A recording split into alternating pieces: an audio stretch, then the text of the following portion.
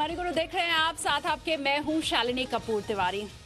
अंधाधुंध निवेश, बात हम आज इसी के ऊपर करने वाले हैं। कई बार आप बिना सोचे समझे बिना देखे कहीं निवेश कर देते हैं। वजह इसकी कई हो सकती हैं। शायद आपको लग रहा हो कि पिछले साल जिस फंड ने अच्छा रिटर्न दिया, अगले साल भी वो फंड अच्छा रिटर्न देगा, लेकिन बिना देखे समझे जब आप कोई काम करते हैं तो आपको अक्सर उसका जो गलत परिणाम है वो ही दिखाई देता है। धुन आपके ऊपर कोई भी सवार हो, लेकिन जब दिखाई देना बंद हो जाता है तो अक्सर उसके नतीजे भी गलत ही होते हैं। तो अंधाधुंध किया हुआ काम हमेशा सही हो ये जरूरी नहीं है, और किस तरह से आप इससे बच सकते हैं जरा फिल्मी स्टाइल में हम आपको समझाएंगे। और हमारे साथ शो में जुड़े certified financial planner Kalpesh Asher. बहुत स्वागत है सर आपका शो में। Thank you Shalini. Kalpesh ji, India की अगर हम बात करें, बॉलीवुड के दीवाने बड़े सारे लोग हैं, और वैसे भी जब आप काम की किसी बात को, ज्ञान की किसी बात को हल्के फुल्के अंदाज में समझाते हैं तो वो लोगों के जहन में काफी देर तक रहती है, उन्हें वो बातें ज्यादा अच्छे से याद भी रहती हैं। तो अगर मैं 2018 में आई हुई फिल्म अंधाधुंध की बात करूं, क्योंकि नाम बड़ा सटीक बैठता है दरअसल ये निवेशकों के ऊपर, तो अंधाधुंध निवेश करने वाले कितने लोग आपको मिलते हैं, और ये नाम इन्वेस्टर के ऊपर और इन्वेस्टमेंट के ऊपर कितना सूटेबल आपको लगता है अंधाधुंध? शालिनी, आपने बिल्कुल सही बात कही कि सबसे पहली बात तो कि फाइनेंस की जो एक परिभाषा को हम अगर कहानी के तौर पे समझाने जाए किसी को तो बहुत सरलता से समझ में आती है, और वो भी अगर कोई बॉलीवुड की कहानी हो जो सब भारतीयों के मन में घर कर जाती है तो बहुत ही एक आसान सी आई थिंक एक प्रोसेस हो जाती है, प्रक्रिया हो जाती है। और जब आप बात करते हो अंधाधुंध की, जो पिछले साल की एक मेरे हिसाब से तो बेहतरीन फिल्म रही थी, और उसकी मुख्य वजह थी कि उस फिल्म में इतने सारे ट्विस्ट एंड टर्न थे, और जो एक सस्पेंस का माहौल था। और जब आप देखो कि उस फिल्म का जो हीरो भी था वो एक अंधा कैरेक्टर था, आधी फिल्म में नहीं था, मतलब बहुत सारे प्रश्न उठते थे, और उस प्रश्न को लेकर ही एक ऐसा माहौल बन जाता था कि सबके मन में एक दुविधा हो जाती थी कि सही क्या है और गलत क्या है। अब वही पहलू को हम आगे बढ़ाएं, और अगर बात करें कि निवेश से, कि जब हम निवेश की बात करते हैं और उसमें अगर हमारी सोच के ऊपर कोई एक धुंधला सा एक माहौल बन जाता है और हमारी आंखें बंद हो जाती है, तो उसके जो परिणाम होते हैं, उसका जो रिजल्ट होता है बहुत ही घातक हो जाता है। और ये खास तौर पे लागू होता है एक नए निवेशक के लिए। और एक नया निवेशक जब इक्विटी मार्केट्स की जो सारी एक ग्लैमर को देखता है, उसमें सुनता है कि बहुत सारे पैसे बनते हैं, और वो भी सारे पैसे कोई सुनता है मेरे पड़ोसी ने, मेरे दोस्त ने बहुत कम समय में पैसे कमाए, तो उसके मन में सबसे पहला एक जो इमोशन जागता है वो होता है लालच का। और यही एक उसका जो विचारधारा होता है वो बन जाता है कि मुझे इक्विटी मार्केट में बहुत जल्द पैसे कमाने हैं, और उसको भी मुझे सबसे एक शो ऑफ करने की हैसियत से दिखाने की, देखो मैंने पैसे बहुत कम समय बनाए।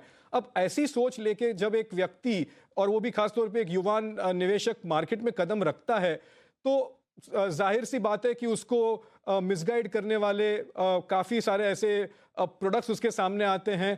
पेनी स्टॉक्स जो हम कहते हैं, कि सब लोग उसको टिप्स ऑफर करते हैं, कि कहते हैं कि भैया तुम ये स्टॉक ले लो, 2 रुपए का है, 5 रुपए का है, 1 महीने में इसका डबल हो जाएगा, ट्रिपल हो जाएगा।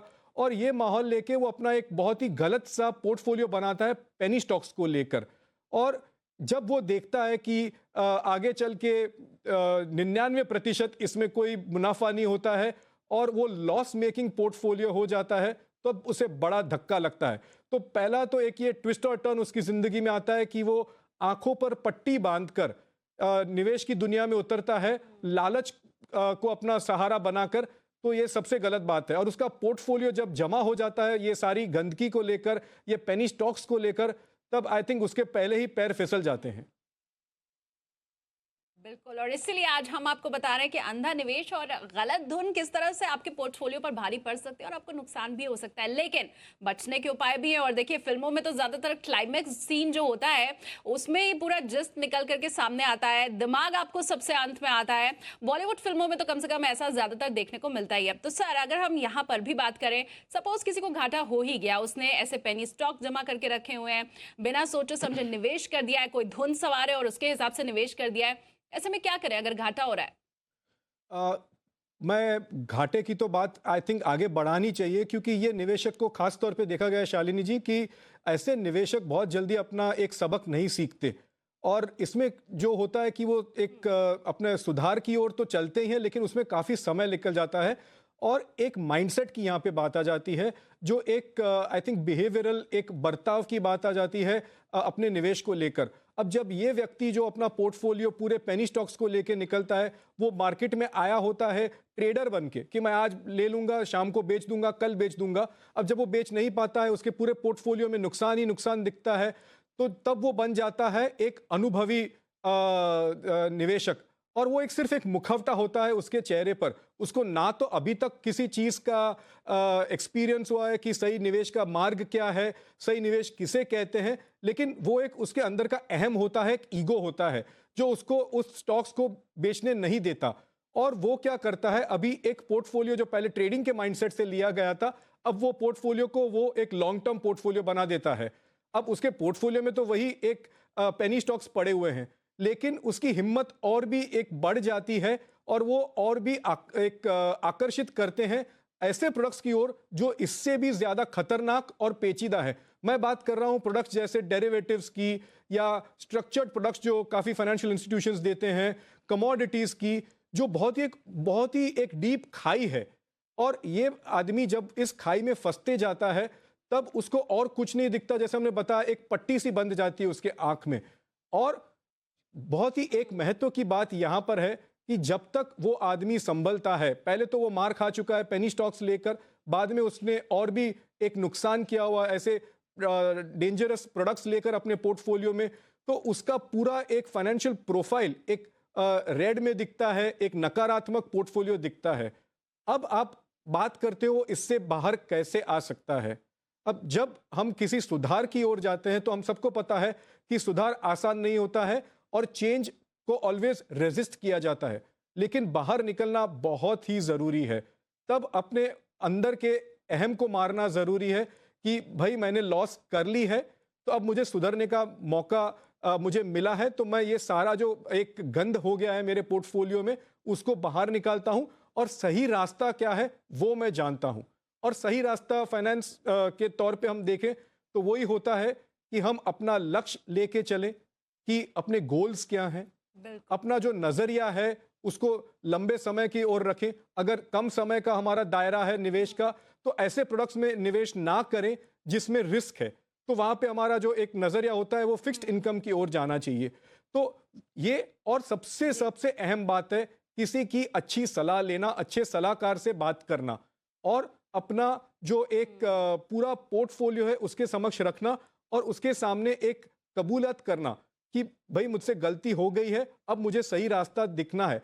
बहुत सारे लोग इसी ईगो के अंदर दब के मर जाते हैं कि भाई मुझे ये किसी को बताना नहीं है, जो मेरी लॉस है वो मेरी पास ही रहेगी, और इससे उनके पूरे आई थिंक एक जीवन पे असर पड़ता है। सलाहकार के पास नहीं जाते हैं, सलाह नहीं लेते हैं, और यही आज हम काम कर रहे हैं। एक्सपर्ट की एडवाइस हमारे व्यूवर्स को दे रहे हैं कि किस तरह से उनका पोर्टफोलियो अच्छा बन सके और अंधा निवेश जो है उससे वो बच भी सके, किसी धुन में अगर निवेश कर रहे हैं तो उससे बच सके।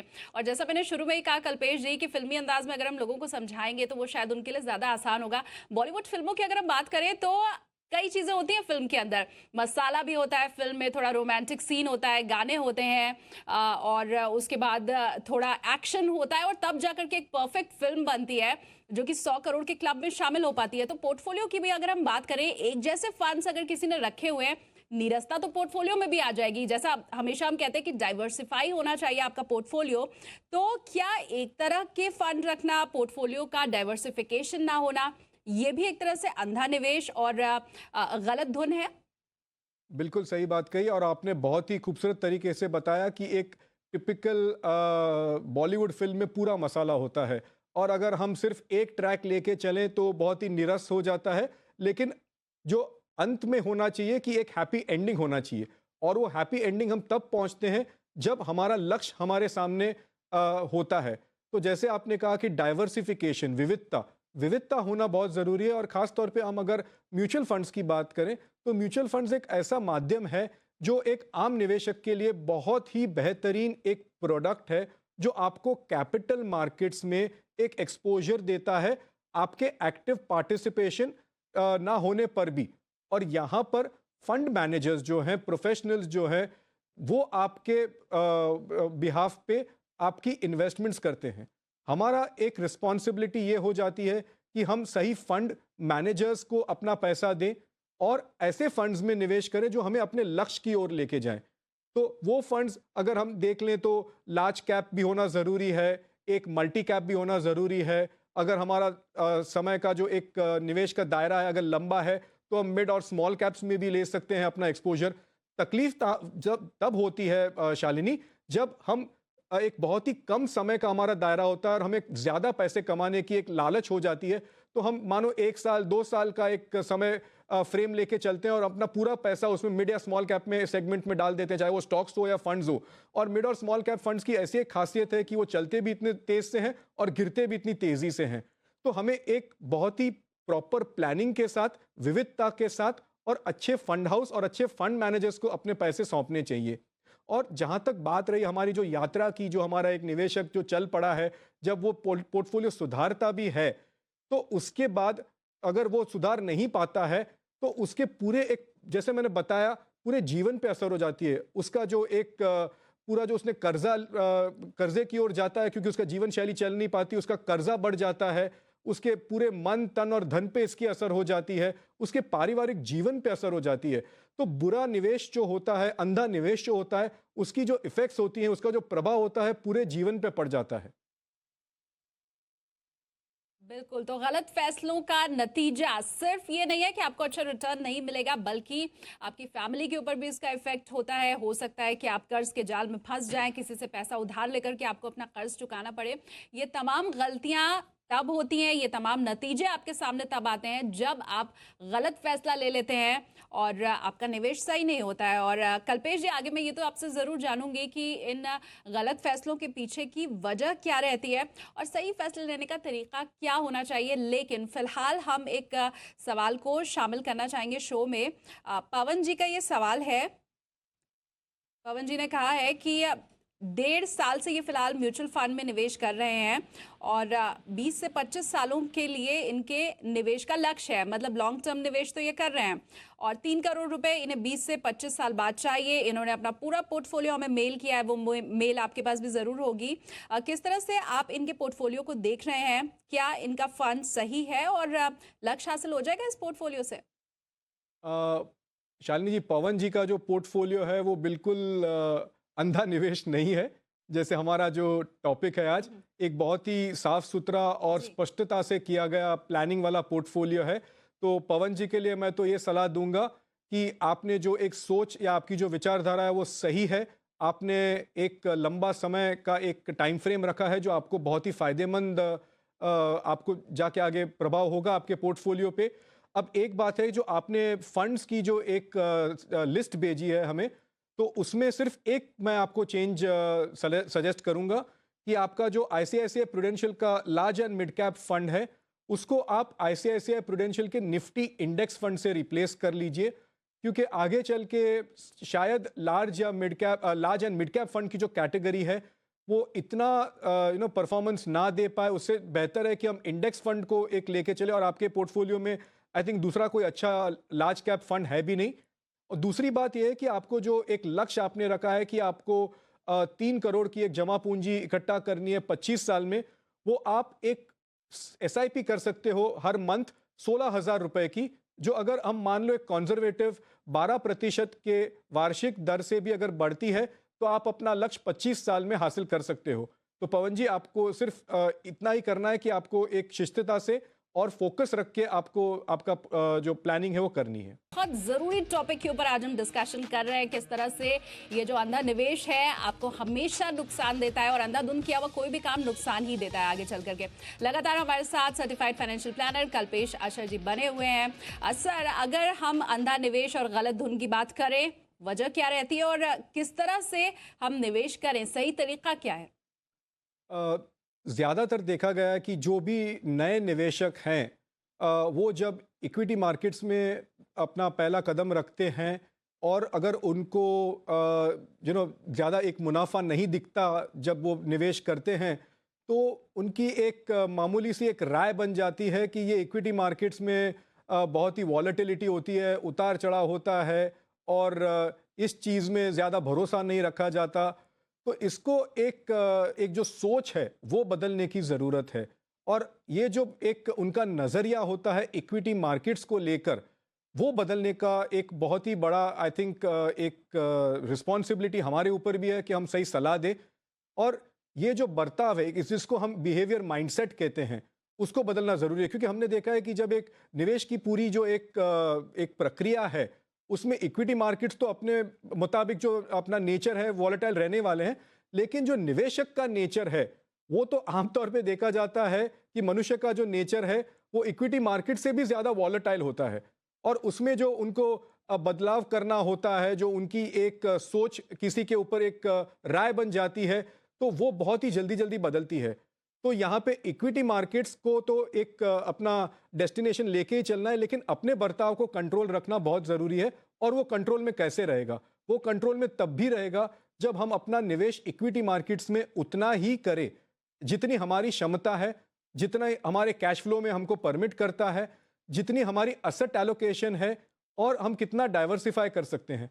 इसका मतलब ये है कि हमारे जो पूरे निवेश की जो पूंजी है वो डेट में भी रहे, मतलब फिक्स्ड इनकम में भी थोड़ी रहे, जो हमारे शॉर्ट टर्म गोल्स, हमारे कंटिजेंसी फंड को मीट करे। दूसरी जो हमारे लॉन्ग टर्म गोल्स में जो अपने गोल्स हैं उसमें हम पूरा इक्विटी का एक एलोकेशन दे दें। अब वो चाहे डायरेक्ट स्टॉक्स के जरिए हो या म्यूचुअल फंड के जरिए, वो आपको एक सटीक प्लानर ही बता सकता है। और ऐसी भी प्लानिंग करे कि जिससे हम अपनी जो एक लाइफस्टाइल है उसको भी हम सही तरीके से एंजॉय कर पाएं, अपनी जो जीवन शैली है वो भी अपने इनकम के हिसाब से हम अपना खर्चा करें। तब जाके हमें कोई भी एक कर्ज नहीं लेना पड़ेगा और हमारी जो पूरी जिंदगी है वो एक बैलेंस तौर पे गुजरेगी। और यही एक पूरा हम कहना चाहेंगे कि एक बेस है, एक पूरा प्लेटफॉर्म है फाइनेंशियल प्लानिंग को लेकर। तो किसी भी चीज़ में हमें अगर आगे बिल्कुल। बढ़ना है तो पहले तो हमें एक योजना बनानी पड़ती है, उसमें उस योजना में हमारी जो क्षमता है उसके हिसाब से ही हमें आगे चलना है। तो हमें मार्केट्स को ब्लेम नहीं करना है, हमारे आंखों पे जो पट्टा है हमें उससे हटाना है और आगे का जो एक मार्ग है तब जाके हमें सही दिखेगा। किसी भी चीज़ में हम बहुत ही आसानी से किसी चीज़ पे आरोप डाल देते हैं कि ये गलत है वो गलत है, लेकिन अपने भीतर नहीं झांकते कि हम में क्या गलतियां हैं। तो निवेश को लेकर भी वही बात है कि हमें ना तो किसी टिप्स को सुनना है, जब हमने अपना मार्ग तय कर लिया है, एसआईपी करनी है तो हमें वही करना है, ना कि मार्केट नॉइज जो होता है जिसे हम कहते हैं कि आज मार्केट्स गिरे, आज ये इश्यू हो गया बाहर। हमें अपना जो एक प्रोग्राम है, अपनी जो एक डिसिप्लिन है, जो हमने कमिटमेंट प्रतिबद्धता की है हमने, उसको लेके चलना है। मार्केट्स में तो उतार चढ़ाव होने ही वाले हैं। बिल्कुल। तो डिसिप्लिन, फोकस इससे और घबरा करके नॉलेज। आप अगर अपना निवेश रोक देंगे तो आगे चल करके आपको जो प्रॉफिट होने वाला है वो भी नहीं होगा। एक सिंपल सी बात, किसी धुन पर सवार हो करके आप अपने निवेश को ना शुरू करें और ना रोकें। कल्पेश जी, मैं ये जरूर आपसे जानूंगी कि अगर इसे हमें समराइज करना हो तो हम किस तरह से करें, क्योंकि जैसा मैंने पहले भी कहा कि किसी भी मूवी का क्लाइमैक्स सबसे इंपॉर्टेंट होता है, तो ये सबसे इंपॉर्टेंट टिप्स रहेगा हमारे व्यूवर्स के लिए। लेकिन फिलहाल एक कॉलर हमारे साथ फोन लाइन पर जुड़े हुए हैं तो उनका मैं रुख कर लेती हूँ। प्रिंस कंबोज ने हमें फोन किया है। स्वागत है सर मनी गुरु में आपका, बताएं क्या सवाल है। Good evening ma'am. Very good evening. Hello जी, आवाज पहुंच रही है आपके हम तक, बताएं सवाल क्या है। मैम, मेरा क्वेश्चन है regarding my mutual fund. Ma'am मैं 90,000 पर मंथ इन्वेस्ट कर रहा हूँ। 5,000 SBI blue chip, 3,000 HDFC mid cap opportunity, 2,000 Reliance small cap, 4,000 Axis long term equity ELSS fund and 5,000 in Mirae asset India asset fund, that is multi cap fund. So मैं sir से जानना चाहता हूँ कि जो ये मेरे फंड सिलेक्शन है ठीक है या नहीं है, तो अगर इसमें कुछ मेरे को चेंजेस करने हैं तो कौन सा फंड मेरे को चेंज करना है। ठीक है, कुछ गोल भी आपने हेलो, सेट किया हुआ है? हेलो जी, आवाज आपकी पहुंच रही है हम तक, कोई लक्ष्य आपने बनाया है तो उसके बारे में भी बताएं। हाँ जी मैम, मैंने 10 साल के बाद एक हाउस पर अपना घर खरीदने का एक मैंने गोल है मेरा। और सेकंड मैंने 20-25 साल के बाद अपने रिटायरमेंट और बच्चों की एजुकेशन और ये सब मैसेज वगैरह, तो उसके लिए मैंने अपना गोल बनाया हुआ है। ठीक है कल्पेश जी, किस तरह से आप इनके पोर्टफोलियो को देख रहे हैं और जो लक्ष्य इन्होंने बनाया है 8-10 साल में इन्हें घर चाहिए और 30 लाख रुपए की इन्होंने रकम उसके लिए निर्धारित की है, तो क्या कहेंगे इन्हें? अ, आप देखिए, आपने जो प्लानिंग की है वो बहुत ही आई थिंक सटीक तरीके से की है और सोच के की है। और आपकी जो डिटेल्स आपने हमें दी है तो उसके हिसाब से तो आपकी जो फंड सिलेक्शन है, मैं यही कहूँगा कि अच्छी है। आपने अक्रॉस द मार्केट कैटेगरीज आपने इन्वेस्ट किया हुआ है, तो उसको आप बरकरार रखिए। आगे जाके आपको अगर निवेश में ऐड करना है तो मैं आपको एक मल्टी कैप फंड की सलाह दूंगा, जो आदित्य बिरला सन लाइफ इक्विटी फंड है, उसमें आप निवेश कर सकते हैं। या हाइब्रिड फंड को जोड़ना चाहें तो आईसीआईसीआई प्रूडेंशियल का बैलेंस्ड एडवांटेज फंड। बाकी जो आपके एग्जिस्टिंग फंड्स है वो तो सही है। अब आपको जो शॉर्ट टर्म आपने जो गोल की बात की, आपको 10 साल के बाद जो एक अच्छा लंबा समय का गोल है, आपको 30 लाख रुपए जोड़ने हैं अपने डाउन पेमेंट के लिए। तो उसके लिए तो आपको 13,000 की एक एसआईपी जो आप ऑलरेडी कर रहे हो वो आप उसमें रह सकते हैं। और आखिर में जो आपके बाकी के जो गोल्स हैं जो 20-25 साल के बाद आपने बताए, तो जो भी एडिशनल अमाउंट है यही फंड से आप उनको लंबे समय के गोल्स के लिए डाइवर्ट कर सकते हो। ऑलराइट प्रिंस, तो हमारी तरफ से भी आपको वेरी ऑल द बेस्ट। आपका जो निवेश है वो आगे आपको ज़्यादा से ज़्यादा रिटर्न दे, आपको फ़ायदा हो। और बहुत शॉर्ट में कल्पेश जी, मैं आपसे समझना चाहूँगी इन पूरी बातों को अगर हम समराइज़ करें तो आपकी क्या एडवाइस होगी, किस तरह से निवेश करना चाहिए? बहुत शॉर्ट में, समय कम है हमारे पास। देखिए, जैसे कि जो अंधाधुन फिल्म का क्लाइमैक्स था बहुत बहुचर्चित था, और उसी तरह मैं कहना चाहता हूं कि जैसे वो फिल्म का क्लाइमैक्स जैसे था कि बहुत सारे सवाल रह गए थे जो एक ऑडियंस को समझ में नहीं आ रहे थे कि क्या होने वाला है, वैसे ही हालत होती है अगर एक निवेश किया जाता है अंधे तौर पे और कोई भी धुन लेके आप चलते हो। तो आपको जो अगर आपका निवेश सही रास्ते पे रखना है, आंखें खोल के आपको चलना है, वरना आपका जो एक पोर्टफोलियो है बहुत ही नकारात्मक हो जाएगा। उसके लिए 2 चीजों की जरूरत है, आपके सोच की स्पष्टता और अच्छा ज्ञान लेके रखिए अपने पास। बिल्कुल, बहुत शुक्रिया कल्पेश जी हमारे साथ आज शो में शुक्रिया जुड़ने के लिए। तो मनी गुरु में फिलहाल के लिए बस इतना ही, दीजिए इजाजत। आप बने रहिए जी बिजनेस के साथ।